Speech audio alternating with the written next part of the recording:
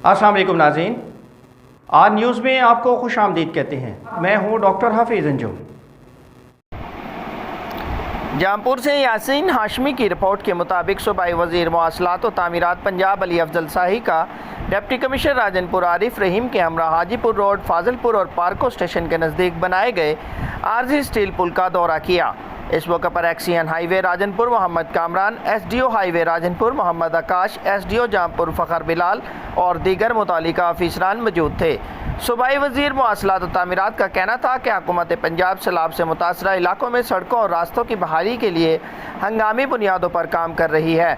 ज़िला राजनपुर के सैलाब से मुतासरा तमाम रास्तों को बहाल कर दिया गया है ताकि आमदरफ्त में किसी किस्म की परेशानी का सामना न करना पड़े। इस मौके पर एक्सीएन हाईवे मोहम्मद कामरान ने ब्रीफिंग देते हुए बताया कि राजनपुर में 386 किलोमीटर रोड्स और 6 ब्रिज मुतासिर हुए, जिनको मुतबादिल तरीक़ों से बहाल कर दिया गया है। बादजा उन्होंने फ्लड कंट्रोल रूम में इजलास की सदारत की। इजलास में सूबाई वज़ीर खुराक पंजाब सरदार हसनैन बहादुर खान दरीशक, मेम्बरान सूबाई असम्बली पंजाब सरदार फारूक अमानुल्लाह खान दरीशक, सरदार अवैस खान दरीशक, अली रज़ा खान दरीशक और दीगर ज़िले अफसरान मौजूद थे। डिप्टी कमिश्नर राजनपुर ने सैलाब की सूरत हाल और नुकसानात पर मुकम्मल ब्रीफिंग दी और बताया कि ज़िला राजनपुर की तारीख में ये रोदखोई फ्लड सबसे ज़्यादा था, जो तकरीबन 1,08,000 क्यूसेक था और ये के बाद दीगरे 3 सिपल ने मुतासिर किया।